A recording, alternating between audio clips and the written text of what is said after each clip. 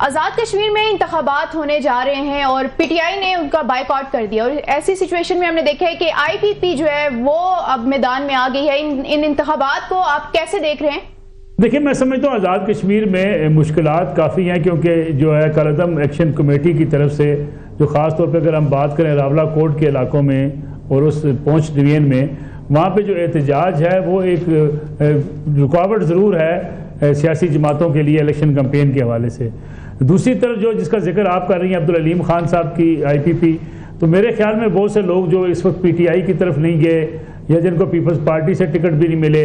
اور جو لوگ پی ایم ایل این کا ٹکٹ بھی نہیں لے پائے، اب یہ عبدالعلیم خان صاحب نے ان کے لیے جو ہے ایک اچھا پلیٹ فارم ان کو دیا، اور اس بات کی کوشش ہے کہ آئی پی پی جو ہے وہاں اپنا اتنا شیئر نکال لے کہ حکومت سازی میں اس کے بغیر حکومت نہ بن سکے. ایک بڑے جو ان کے پاس سردار تنویر الیاس کا چلے جانا، کہ جو بہرحال اپنی ایک سابق وزیر اعظم ہونے کے ناطے وہاں ایک پولیٹیکل حیثیت رکھتے ہیں، تو یہ سپورٹ تو انہیں مل سکتی ہے. لیکن دوسری طرف جو ہے پاکستان تحریک انصاف کا گلہ شکوہ یہ ہے کہ جناب ہمیں الیکشن میں جو ہے حصہ لینے کے راستے میں رکاوٹیں ہیں، ہمارے لوگوں کی پکڑ دکڑ ہوئی ہے، اور ہمارے ساتھ جو ہے بالکل غیر جانبدارانہ رویہ ہمارا نہیں ہے، جس کا آج بیرسٹر گور صاحب نے اس کا اظہار بھی کیا کہ ہم لوگ جو ہے وہ کوئی حتمی ہمارا نہیں ہے کہ ہم بائیکاٹ کے فیصلے پر قائم رہیں. اگر ہمارے ساتھ جو ہے وہ ظلم زیادتی بند ہو جائے تو اس بات پر غور کیا جا سکتا ہے کہ ہم انتخاب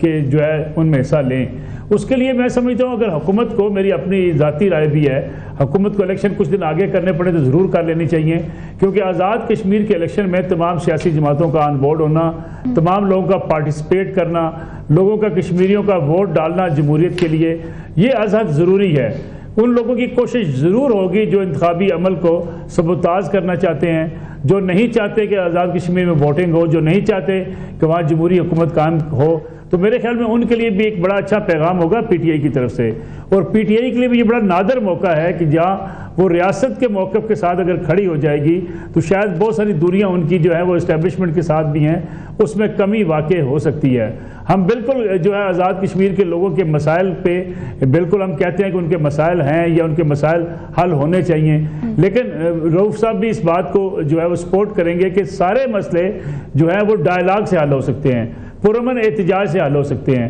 لیکن اگر آپ یہ نعرہ لگا دیں بند کا مطلب بند کہ ہم آزاد کشمیر بند کر دیں گے، آپ یہ نعرہ لگا دیں کہ ہم غیر مہینہ مدت کے لیے کسی کو کاروبار نہیں کرنے دیں گے، ہم سڑکیں بند کر دیں گے، ہم تمام اضلاع کو جانے والے راستے بند کر دیں گے، تو اس کا مطلب یہ ہے کہ آپ پھر کوئی ڈائلاگ پہ یقین نہیں رکھتے. بھلا آپ کی بات دیر سے مانی جائے، کچھ چیزیں مانی جائیں، کچھ نہ مانی جائیں. اگین جو ایک ڈیموکریٹک پروسیس ہوتا ہے وہ یہی ہوتا ہے کہ آپ اپنی بات منوانے کے لیے بات چیت کرتے ہیں، آپ اس انتہا پسندی سیاست پہ نہیں جاتے جس کے نتیجے میں ایک ٹکراؤ کی پالیسی ہو. لیکن آپ دیکھیں نا اس وقت جو تقاریر ہو رہی ہیں، ریاست کے خلاف تقاریر ہو رہی ہیں، آپ کے اداروں کے خلاف تقاریر ہوتی ہیں، یہ کہا جاتا ہے جناب کہ یہ لوگ پاکستان سے آئے ہیں، پھر یہ کہا جانا لگا ہے جناب کہ جناب کشمیری اپنے مستقبل کا فیصلہ جو ہے آزاد کشمیر کے لوگ خود کرنا چاہتے ہیں. اقوام متحدہ کی قراردادوں کے مطابق آزاد کشمیر اور مقبوضہ کشمیر کے لوگوں نے جو ہے استصواب رائے سے یہ فیصلہ کرنا ہے کہ آیا وہ پاکستان کے ساتھ رہیں گے یا ہندوستان کے ساتھ رہیں گے. تو اس سے پہلے ایک ماحول بنانا میں سمجھتا ہوں. اور پھر بیرون ملک جو بیٹھے ہوئے لوگ ہیں، آپ نے دیکھا ہوگا کہ اگر لندن میں ہم مظاہروں کی بات کریں تو جو لینگویج وہاں استعمال کی جا رہی ہے پاکستان کے حوالے سے، میں سمجھتا ہوں وہ درست نہیں ہے، قطعاً وہ ایسی مناسب نہیں ہے کہ جس کے نتیجے میں ایکشن کمیٹی یہ کہے کہ جناب ہم اپنے جائز مطالبات کے لیے اس قسم کی باتیں کر رہے ہیں. ملک صاحب، آپ کا بہت شکریہ، آپ نے جوائن کیا اور بڑا ہمیں تفصیل سے پورا اس کا بیک گراؤنڈ بتایا. اس میں جو ایک بڑی پارٹی ہے صاحب ذرا پی ٹی آئی جو ہے وہ الیکشن کا بیک آؤٹ کر کے بیٹھی ہے. پہلے ہم نے گلگت میں دیکھا، وہاں پہ بھی وہ الیکشن ان کی شکایتیں تھیں، ان کو وہاں جلسے نہیں کرنے دیا گیا، ان کو وہ اپنے کینڈیڈیٹس نہیں پچ کرنے دیے گئے. پھر اب ہم دیکھ رہے ہیں کہ جناب کشمیر میں انہوں نے کہا جناب کہ ہمیں لیول پلینگ فیلڈ نہیں مل رہا، حالانکہ 4 سال پہلے ان کی اپنی حکومت بھی تھی، ان کے پرائم منسٹر بھی تھے. تو ان کے بغیر یہ الیکشن کی آپ سمجھتے ہیں نواز لیگ اور یہ پیپلز پارٹی آپس میں مل جل کے لڑ لیں گے، یا علیم خان صاحب کے جو بندے ہیں وہ لڑ لیں گے؟ تو پی ٹی آئی کہاں کھڑی ہوگی سر، جو الیکشن میں اس وقت پارٹیسپیٹ نہیں کرنے کی رپورٹس آ رہی ہیں، اس کی بیکارڈ کر کے بیٹھے تھے؟ دیکھیں یہ بات آپ کی درست ہے، اور کسی حد تک پی ٹی آئی کے جو گریونسز ہیں وہ بھی درست ہیں کہ کہ اگر سب لوگ میدان میں الیکشن لڑ رہے ہیں تو پی ٹی آئی کو بھی میدان کھلا ملنا چاہیے. انتخابی نشان اگر ان کا بحال ہوا پھر روکنے کے لیے درخواست دے دی گئی تو میں سمجھتا ہوں کہ ان چیزوں میں جو ہے وہ پی ٹی آئی جو ہے وہ حق بجانب ہے, اسے الیکشن لڑنے کی آزادی ہونی چاہیے. البتہ گلگت بلتستان کے اندر بھی شروع میں جب کچھ رکاوٹیں ہوئیں, بعد میں بیرسٹر غور صاحب نے جا کے پوری کمپین کی. بعض لوگ ایسے تھے کہ جن کو جو اگر روکا گیا تو ان کے بارے میں بھی گلگت بلتستان کی جو انتظامیہ تھی, ہم نے اس وقت بھی ان سے رابطہ کیا کہ آپ نے پی ٹی آئی کے رہنماؤں کو کیوں روکا ہے. تو ان کا جواب یہ تھا کہ جو بھی تقاریر کرنے یا جلسے کرنے یہاں پہ آئے ہیں وہ این او سی انہوں نے لیے ہیں جلسے کرنے کے. پی ٹی آئی کے کچھ دوست جو ہیں این او سی نہیں لینا چاہتے. اب جیسے بیرسٹر غور صاحب این او سی انہوں نے لیا, انہوں نے جلسے بھی کیے. باقی لوگ جو ان کے وہاں پہ گئے انہوں نے جلسے کیے, گھر گھر جو ہے وہ ریلیاں منعقد کی. اگر پی ٹی آئی کو بھی یہ کہا جاتا ہے کہ اگر آپ قانون کی پاسداری کریں, آپ کو کہیں جلسے کے لیے این او سی لینا ہے یا جلسے گاہ کی آپ کو جگہ کا متعین کرنا ہے, میں سمجھتا ہوں تھوڑا سا جو ہے لچک پی ٹی آئی کو بھی دکھانی پڑے گی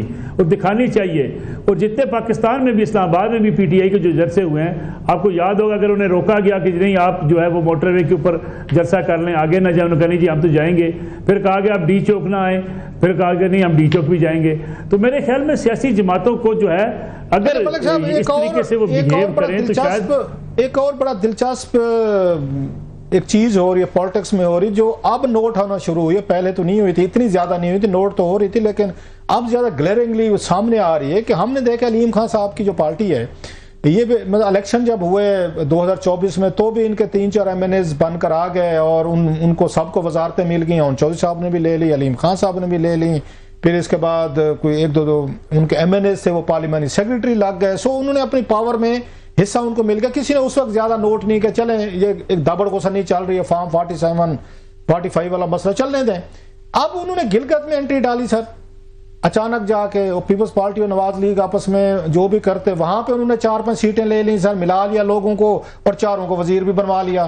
اب انہوں نے یہاں پہ انٹری ڈال دیے سر, یہ اے جے کے میں چلے گئے سر, وہاں پہ بھی لوگ ان کو ابھی جیسے آپ نے کہا سردار تنویر صاحب جو ہیں انہوں نے جوائن کر لیا ہے. سمجھا جا رہا ہے, میری کسی سے بات ہوئی تھی ان کی پارٹی کے رہنما سے, انجینئر صاحب سے, وہ کہتے ہیں کہ جناب اس ملک میں آلریڈی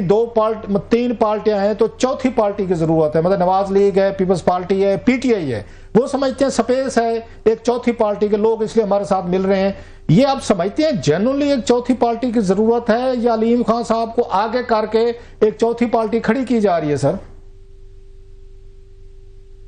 دیکھیں جو اگر حالات کا آپ جائزہ لیں تو یہ تو بظاہر آپ کو نظر آتا ہے کہیں نہ کہیں علیم خان صاحب کی پارٹی بھی جو ہے وہ کھڑی کی جا رہی ہے. اب جو ہے وہ گلگت بلتستان کے اندر جو ہے بڑی آسانی سے انہوں نے اپنے ساتھ آزاد اراکین ملا لیے. حالانکہ زرداری صاحب اس حوالے سے جو ہے وہ بڑے پلیئر سمجھے جاتے تھے جناب وہ آزاد اراکین کو اپنے ساتھ ملا لیں گے, لیکن وہ کامیاب نہ ہو سکے. دوسرا معاملہ یہ تھا کہ گلگت بلتستان کے اندر بھی یہ تاثر دے دیا گیا تھا علیم خان صاحب کی جماعت کی طرف سے, جناب ان کے پاس کمیونیکیشن کی وزارت ہے, وہاں ڈیولپمنٹ ہے اور وہاں شاہراہوں کا جو ہے وہ مسئلہ ہے, لوگوں کو اپنی سڑکوں کا مسئلہ بھی ہے, لوگوں کو اپنے مسائل بھی ہے. تو علیم خان صاحب کی جماعت میں اگر ہم جائیں گے تو ہمیں وزارتیں مل جائیں گی. تو یہی سوچ اب آزاد کشمیر کے اندر بھی جو ہے وہ پھیلائی جا رہی ہے کہ جناب آزاد کشمیر کی جو صدارت ہے وہ مل جانی ہے عبدالعلیم صاحب کی جماعت کو, 3-4 وزارتیں بھی مل جانی ہیں. تو یہ ایک جو ہے وہ کوشش ہے کہ جناب علیم خان صاحب کی جماعت بھی آزاد کشمیر میں اپنے لیے کچھ سیٹیں نکال لے. تو یہ ہماری سیاست کا رؤوف صاحب ایک المیہ بھی رہا ہے. آپ پہلے 2 پارٹیز تھی تو کہا جاتا تھا 2 پارٹیزیں آپس میں مکاؤ کر لیتی ہیں, پھر تیسری پارٹی آئی, تیسری پارٹی نے ٹکراؤ کی پالیسی اختیار کی, انہوں نے کہا جی 2 جماعتوں کو نکالیں, صرف مجھے اکیلے کو رہنے دیں. اب چوتھی پارٹی سمجھتی ہے کہ ان تینوں کی موجودگی میں مجھے بھی جو ہے وہ اکاموڈیٹ کیا جانا چاہیے. یہ ہماری سیاست ایکچولی, اگر ہمارے ہاں سیاست جو ہے ایک دوسرے کو برداشت کی سیاست ہوتی اور ایک دوسرے کے ساتھ جو ہے ان کو اکاموڈیٹ کرنے کی سیاست ہوتی تو شاید ایسے حالات نہ ہوتے. ایک زمانے میں آپ کو یاد ہوگا میاں نواز شریف سمجھتے تھے پیپلز پارٹی کو نہیں ہونا چاہیے, پیپلز پارٹی سمجھتی تھی میاں نواز شریف کہاں سے اٹھ کے آگے جی یہ چھانگا مانگی کی سیاست کر کے آئے ہیں, ان کا سیاست میں کوئی حق نہیں ہے. پھر یہ معاملہ جب عمران خان صاحب کی انٹری ہوتی ہے وہ کہتے ہیں دونوں کی ضرورت نہیں ہے, میں اکیلا ہی کافی ہوں. یہ جو سیاستدانوں نے ایک دوسرے کو نکالنے کے لیے طریقہ کار اختیار کیا, اس کے نتیجے میں پارلیمانی اس ماڈل کو کیسے دیکھتے ہیں, کمزور ہوئی ہے. اس ماڈل کو کیسے دیکھتے ہیں جو علیم خان صاحب نے بڑا کوائٹلی انہوں نے لانچ کیا ہے کہ وہ کہتے ہیں زیادہ کی لالچ نہیں کرتے. وہ 3-4 جیسے میں نے کہا کہ ایم این ایز بن کے آ گئے تو اس میں سے ان کو وزارتیں مل گئیں. ایک خاتون ان کی اس وقت جو ان کی پارٹی کو ملی ایک وومن سیٹ ملی ان کو, منزہ حسن صاحبہ کو, وہ ایک اسٹینڈنگ کمیٹی کے چیئرمین ہیں. ایک ان کے ساتھ انجینئر صاحب جو ہیں وہ جو ہیں اس پارلیمنٹری سیکرٹری ہیں اس میں یہ مواصلات میں, اون چودھری صاحب, اور اس کے بعد یہ علیم خان صاحب منسٹر ہیں. اب وہاں پہ گلگت میں بھی 4 سیٹیں, انہوں نے زیادہ کی لالچ تو کر ہی نہیں رہے, 4-5 سیٹیں لیں. وہ کہتے ہیں اب ہمارے ساتھ ہیں ہم سب کو وزیر بنا لیں گے. تو یہ تو اب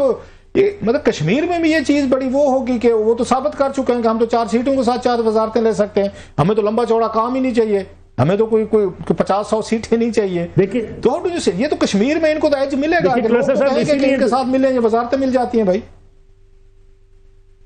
بالکل, اسی لیے دیکھیں نا آپ نے, انہوں نے آج کہا جی ہمیں حکومت ملی تو انہوں نے اپنا ایک منشور بھی دے دیا کہ وہ کیا کریں گے. یعنی عبدالعلیم خان صاحب بڑے مطمئن ہیں کہ حکومت جو ہے یہ حکومت وہ بنائیں گے, یہ حکومت سازی میں ان کا بڑا حصہ ہوگا. اس لیے میں نے پہلے جیسے آپ سے عرض کی کہ یہ اطلاعات کشمیر میں یہ اب ڈسکس ہوتی ہیں یہ جگہ جگہ کہ جناب صدارت مل جانی ہے ان کو, علیم خان صاحب کی جماعت کو وزارتیں مل جانی ہیں عبدالعلیم خان صاحب کی جماعت کو, اس لیے وہاں شامل ہونا ضروری ہے. دوسری بات جو ہے, اگر آپ ماضی میں بھی دیکھیں سردار تنویر الیاس خان صاحب جب پی ٹی آئی میں آئے تھے, عمران خان صاحب نے اس لیے ان کو جو ہے وہ پی ٹی آئی میں لیا اور پارٹی ان کے حوالے کی کہ آپ نے انویسٹمنٹ کرنی ہے, آپ نے حلقوں کے اندر جو ہے وہ فنڈز دینے ہیں, آپ نے الیکشن کمپین کے لیے فنڈز, آپ نے صرف اپنے حلقہ میں الیکشن نہیں لڑنا بلکہ باقی حلقوں میں بھی الیکشن آپ نے لڑوانا ہے. اور تنویر الیاس صاحب نے یہ ثابت کیا کہ بہت سے حلقوں میں انہوں نے جو الیکشن کمپین چلی اس کی ساری فنڈنگ تنویر الیاس صاحب نے اپنی پاکٹ سے کی تھی. اب بھی جو صورتحال ہے کہ آج یہ سمجھا جاتا ہے کہ علیم خان صاحب کی جماعت ہے الیکشن کے میدان میں اترے گی, فنڈز کی ان کے پاس کمی نہیں ہوگی, بھرپور طریقے سے پارٹیسپیٹ کریں گے, الیکشن مہم ان کی ٹھیک ہوگی, سپورٹ ان کو ہو سکتی ہے. اس لیے میں سمجھتا ہوں کہ پھر جگہ بننا شروع ہو جاتی ہے ایسی جماعتوں کی. اچھا, آپ نے علیم خان صاحب کی اس مطلب پولیٹیکل مووز جو ہیں ان کو بڑا ایک اچھے طریقے سے وہ کیا ہے, لیکن سمجھا جاتا ہے جو پیپلز پارٹی کی بھی پہلے تھی, ہم نے 1-2 دفعہ ان کو قادر پٹیل صاحب کو بھی لیا اور بھی پیپلز پارٹی, وہ سمجھتے تھے کہ شاید ان کو کسی خلائی مخلوق کی مدد حاصل ہے, جو پاکستان میں کہا جاتا ہے عمومی طور پر کوئی ایسے ان ایکسپیکٹڈ اگر کوئی مطلب پولیٹیکلی طور پر لوگ سامنے آ جائیں یا پاور لے لیں تو کہا جاتا ہے خلائی مخلوق کی ان کو سپورٹ ہوگی. اگر یہ تصور ہے تو آپ کو کیا محسوس ہو رہا ہے کہ علیم خان صاحب یہ واقعی چوتھی پارٹی کھڑی کر سکیں گے اگلے الیکشن سے پہلے, اور کشمیر میں کوئی اپنا سائزبل قسم کی ووٹ بینک وہ لے سکتے ہیں, کوئی بندے اپنے کامیاب کروا سکتے ہیں؟ دیکھیں مشکل ٹاسک ضرور ہے قومی سطح پہ جماعت کو کھڑا کرنا, کیونکہ اس وقت جو ہے ہمارے یہاں سیاسی جو بے چینی ہے یا جو سیاسی اس وقت اضطراب ہے یا خاص طور پہ حکومت اور ورسز جو پاکستان تحریک انصاف ہے, ان حالات میں چوتھی جماعت کے لیے جگہ بنانا ایک مشکل ٹاسک ہے. لیکن اس کے ساتھ ساتھ خاص طور پہ اگر ہم کشمیر کی بات کریں, گلگت بلتستان کی بات کریں, یا بلدیاتی انتخابات آ جاتے ہیں, یا مزید جو ہے سندھ کے اندر انتخابات ہوتے ہیں, بلوچستان میں انتخابات ہوتے ہیں جہاں کے ڈائنامکس تھوڑے سے مختلف ہیں, تو علیم خان صاحب کی جماعت ان جگہوں پہ اپنے کوئی نہ کوئی اپنا وجود برقرار رکھ سکتی ہے. دوسرا, جیسا کہ میں نے پہلے بھی عرض کی آپ کے سامنے کہ اس وقت بھی علیم خان صاحب وفاقی کابینہ کا حصہ ہیں, اور یہ وفاقی کابینہ موجودہ کابینہ شہباز شریف صاحب وزیر اعظم صاحب کی سربراہی میں اسٹیبلشمنٹ کے ساتھ ایک پیج پر ہے, بڑے اور مضبوط ایک پیج کے اوپر ہے. تو اس لیے یہ تاثر جو ہے وہ زیادہ تقویت پکڑ جاتا ہے کہ جناب ان کو جو ہے اس پیج کا فائدہ ہو سکتا ہے, اور اس پیج والے بندے کے ساتھ جانے میں جو ہے وہ کم از کم ہمیں یہ فائدہ ہوگا کہ ہمیں جو ہے حکومت سازی کے عمل میں ہمیں شامل کیا جائے گا. ملک صاحب, ایک اور بڑی انٹرسٹنگ چیز ابھی آپ نے جیسے کہا کہ علیم خان صاحب اور اون چودھری صاحب ان کی پارٹی جو ہے یہاں پہ وہ تو الائنس میں بیٹھی ہے شہباز شریف صاحب کے ساتھ, وزارتوں میں بھی بیٹھی ہے, فیئر انف کیبنٹ میں ہے. اس کا نقصان تو پھر پیپلز پارٹی کو ہو رہا ہے, کیونکہ جیسے آپ نے کہا گلگت میں جو 4-5 لوگ شامل ہوئے ادھر ان کے ساتھ آزاد, انہوں نے پیپلز پارٹی کے پاس جانا تھا جس میں پیپلز پارٹی نے رولا بھی ڈالا, قومی اسمبلی میں تقریریں بھی ہوئیں اور بلاول بھٹو صاحب ناراض بھی ہو گئے, وہ آپ کے سامنے چیزیں. ان کی حکومت اگر ان کو یہ نقصان ہو, اب ہم کشمیر میں بھی یہ پیپلز پارٹی کے وزیر اعظم بیٹھے ہیں, وہ بھی یہ کہتے ہیں ہم اپنی حکومت بنائیں گے, وہاں پہ بھی یہ پہنچ گئے ہیں یہاں پہ یہ استحکام پاکستان والے. تو اصل نقصان تو پیپلز پارٹی کو نظر آ رہا ہے, نواز لیگ کو تو نہیں آ رہا. وہ تو پہلے بھی وہاں پہ وہ انٹرسٹڈ شاید نہیں تھے کہ ہمیں کہ ہم نے گلگت میں نہیں جیتنا یا ہمیں کوئی حکومت بنانے میں دلچسپی نہیں ہے. یہ آزاد کشمیر میں بھی ان کی حکومت نہیں تھی, وہ تو پیپلز پارٹی کی تھی. پیپلز پارٹی چاہے گی کہ ہمارا پرائم منسٹر جو ہے وہ آگے بھی بنے. سو اصل ڈیمیج تو پھر یہ پیپلز پارٹی کو ہو رہا ہے. اس لیے شہباز شریف صاحب, نواز لیگ خاموش بیٹھے ہو کہ ہمارا اس سے کیا ہے. ٹھیک ہے, علیم خان صاحب جو ہیں اگر ان کو وہ ٹف ٹائم دے رہے ہیں تو دیتے رہیں. یہ انالیسس میرا ٹھیک ہے. از اٹ ٹرو کہ اسی طرح کی چیزیں ہو رہی ہیں؟ حکومت مطمئن ہے کہ ہمیں کوئی فرق نہیں پڑ رہا, پیپلز پارٹی کو پڑے گا. بالکل بات آپ کی درست ہے. وہ سمجھتے ہیں جی نقصان ہوگا تو پیپلز پارٹی کا ہوگا. دوسری بات یہ ہے کہ دیکھیں اس وقت جو اسٹیبلشمنٹ ہے وہ یہ سمجھتی ہے کہ موجودہ جو سیاسی جماعتیں ہیں جو اقتدار کے اندر موجود ہیں, بیانیہ بنانا ان کا کام ہے, سیاسی معاملات دیکھنا ان کا کام ہے, سیاسی جو ہے اپنے مخالفین کا ساتھ مقابلہ کرنا ان کا کام ہے, جس میں بہرحال کئی اس کی وجوہات ہو سکتی ہیں. نہ پیپلز پارٹی کو اتنا بڑا سیاسی بیانیہ بنا پائی ہے, نہ P M L N counter کر پائی ہے پاکستان تحریک انصاف کے بیانیے کو. ایک مظلومیت کا بیانیہ بھی پی ٹی آئی کے پاس ہے. حکومت کی پرفارمنس کے اوپر تنقید جو ہے عام آدمی جو کرتا ہے اس کا فائدہ بھی اپوزیشن اٹھاتی ہے. تو ان حالات میں جب حکومتیں جو ہے صحیح طریقے سے پرفارمنس نہ کر رہی ہوں یا ان پہ اوپر سوالات اٹھ رہے ہوں, تو پھر اس قسم کی جو جماعتیں ہیں وہ درمیان میں اس لیے بھی ان کو سپورٹ مل جاتی ہے کہ ٹھیک ہے یہ جو سمجھ بیٹھے ہیں کہ جناب ہمارے بغیر کوئی چارہ نہیں ہے. عمران خان صاحب جیل میں ہیں, پارٹی ان کی اس وقت اینٹی اسٹیبلشمنٹ ہے, اسٹیبلشمنٹ کے ساتھ ٹکراؤ کی پالیسی ہے, اور پھر ہم ہی بچے ہیں جن کے ساتھ اسٹیبلشمنٹ نے ہر حال میں کھڑے ہونا ہے. تو پھر علیم خان صاحب کی جماعت ہو یا ایسے جو گروہ ہوتے ہیں, ایسی جماعتیں ہوتی ہیں, ان کو زیادہ مواقع مل جاتے ہیں کہ نہیں بھائی صاحب آپ اکیلے اس میدان میں نہیں ہیں, باقی لوگ بھی. اچھا سر, کشمیری ووٹر اس وقت کیا جو آپ کہہ رہے ہیں کہ ایک امپریشن ہے کہ اسٹیبلشمنٹ کی یا ان کو سپورٹ حاصل ہوگی علیم خان صاحب کو, اور اپنے آلریڈی ہم نے دیکھا بھی انہوں نے اپنے مسل شو بھی کیے ہیں گلگت میں, اپنے بندے 4-5 جو وعدے کیے کہ آپ کو وزیر بنوائیں گے بنوا بھی دیے. تو کشمیری ووٹر جو اس وقت سچویشن ہے وہاں پہ جو ریزسٹ کر رہے ہیں یا تھوڑا سا اپنے گریونسز جو ہیں ایجیٹیٹ کر رہے ہیں, تو وہ اس پارٹی کے امیدواروں کے ساتھ آپ سمجھتے ہیں کہ وہ کھڑے ہوں گے, ووٹ ڈالیں گے یہ کہہ کے جناب کہ ان کا کیونکہ وہاں اسٹیبلشمنٹ کے ساتھ اچھا ہے تو کل کو یہ پاور میں بھی آ سکتے ہیں, یا وہ اسٹیبلشمنٹ کا جو ان پہ تھوڑی سی چھاپ ہے وہ ان کے خلاف جائے گی الیکشن کے درمیان کہ نہیں یہ ان کے لوگ ہیں تو ہم ووٹ نہیں ڈالتے ان کو؟ دیکھیں کراسا صاحب, دو چیزیں ہیں. آزاد کشمیر کے الیکشن میں اگر آپ سمجھیں کہ وہاں کی برادری ازم مائنس ہو گیا ہے تو یہ بڑی جو ہے میرے خیال میں درست بات نہیں ہے. آزاد کشمیر کی سیاست میں برادری ازم, گروپس اور دھڑے بندیاں بہت میٹر کرتی ہیں. ان انتخابات کے اندر بھی میٹر کر رہی ہیں. آپ دیکھیں جن حلقوں کے اندر, ایون جو باغ کا حلقہ ہے جہاں سردار تنویر الیاس صاحب بھی میدان میں ہیں, وہاں ایک امیدوار جو ہیں ریٹائرڈ بریگیڈیئر, اگر وہ شامل ہوتے ہیں, اگر ٹکٹ نہیں ملتا تو وہ پی ایم ایل این میں ان کو ٹکٹ نہیں ملتا تو وہ جماعت اسلامی میں چلے گئے. اب ان کی ساری برادری نے اعلان کر دیا جی کہ وہ جناب اپنی برادری کو ووٹ دیں گے. سردار تنویر الیاس صاحب کی جو برادری ہے وہ اپنی برادری کو ووٹ دیتے ہیں. اسی طریقے سے جو آپ دیکھیں باقی جو لوگ ہیں مختلف علاقوں کے اندر, آپ کو یاد ہوگا بیرسٹر سلطان صاحب اس لیے ناقابل شکست ہوتے تھے ایک زمانے میں کہ وہاں ساری برادری جو ہے ان کو سپورٹ کرتی تھی. آزاد کشمیر میں اس الیکشن میں عوامی مسائل کے باوجود جو ووٹر ہوگا برادریوں کا ووٹر, لیکن ایک بات بتائیں ملک صاحب, جو اس وقت وہاں پہ ہم نے وہ دیکھا ہے کہ احتجاج ہوا ہے ایک کلیکٹیو ایشوز پہ, سارے وہ مطلب ان لوگوں نے وہاں پہ باہر نکلے ہیں, بات کی ہے, تو آپ سمجھتے ہیں کہ ابھی بھی برادریزم پہ وہ الیکشن لڑا جائے گا, ان ایشوز پہ نہیں لڑا جائے گا جن کو لے کر وہ ایکشن کمیٹی چل رہی ہے؟ ان ایشوز کی بنیاد پہ ایکشن کمیٹی سیاسی میدان کے اندر نہیں ہے. اگر ایکشن کمیٹی سیاسی میدان کے اندر ہوتی یا ان کی ایک جماعت کی سیاسی سے میدان میں اتری ہوتی تو شاید ان کو لیے بھی جو ہے وہ سیاست میں جگہ زیادہ ان کو لیے مل جاتی, لیکن وہ سیاسی میدان کے اندر موجود نہیں, وہ ایک پریشر گروپ کی